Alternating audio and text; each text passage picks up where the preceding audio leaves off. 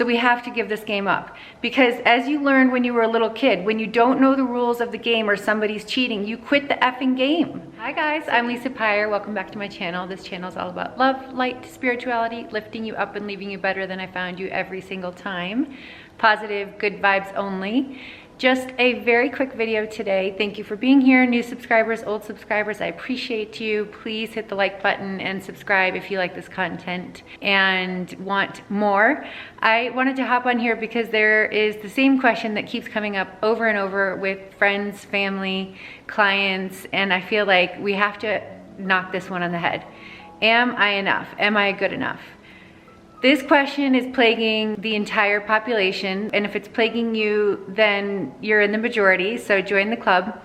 And the answer is no, you're not enough and you are not good enough. Because the entity that is asking is the ego, and the ego is by definition never satisfied. So you can never please it. So F it, right? You can never win this game. The goalpost is going to continue to move every time that you think you're there. It's just going to get moved further and further away. And all over the world, there are people who, in theory, are more than enough or more than good enough according to whatever we think our criteria are, which are changing constantly, and everyone else's too, right? So every day there are people that are very successful, quote unquote, in other people's eyes, who are getting completely torn down. The first thing that happens when you make it to the White House, if you make it there, which one would think is enough to be enough, right? Is enough to be good enough to become the president of the United States. The first thing that happens when you get there is polls measuring whether or not people approve of whether or not you're doing a good enough job. This is nonsense. We can never win this game. I've got 3 kids, and when I was a younger mom and a little bit more naive, I used to try to get them to play board games all the time. So usually it ends in tears. Why? Because one is cheating. At least one is cheating. One is making up the rules. And the first thing that everybody does when there's a cheater is quit. Because why would you play a game that you cannot win or you don't know the rules of? There's no point, right? Nobody wants to play it, yet we're all playing this game of whether or not we're good enough and whether or not we're enough according to these arbitrary rules that seem to change every day.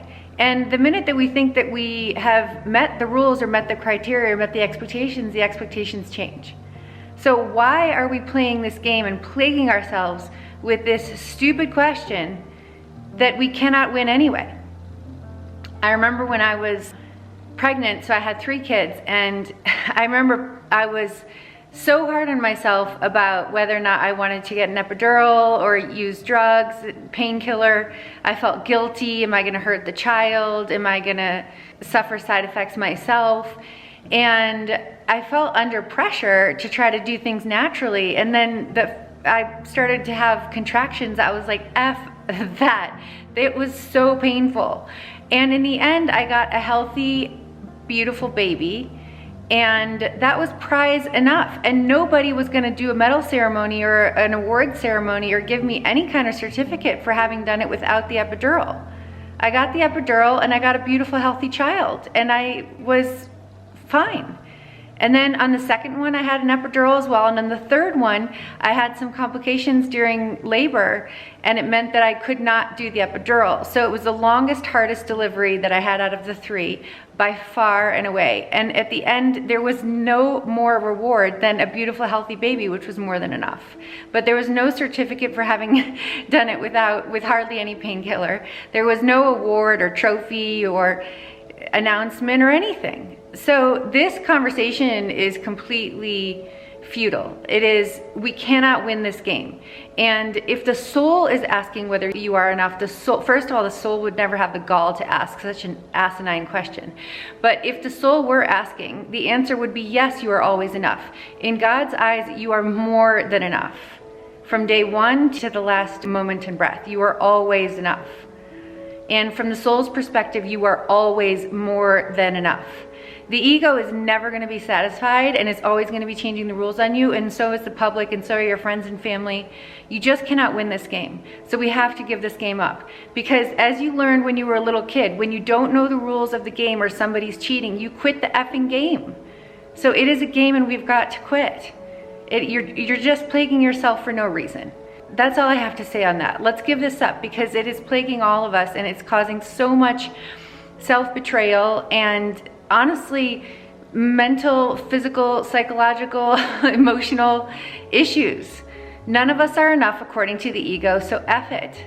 We're out. Okay, I love you dearly. Please remember that. Please remember, you're more than enough.